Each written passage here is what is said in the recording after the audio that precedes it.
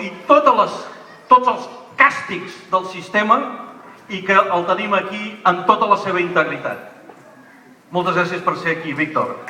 I jo voldria demanar...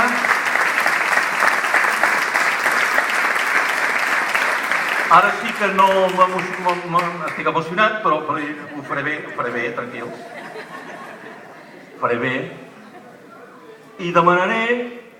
Jo penso que és absolutament simbòlic i genial que ho fem així.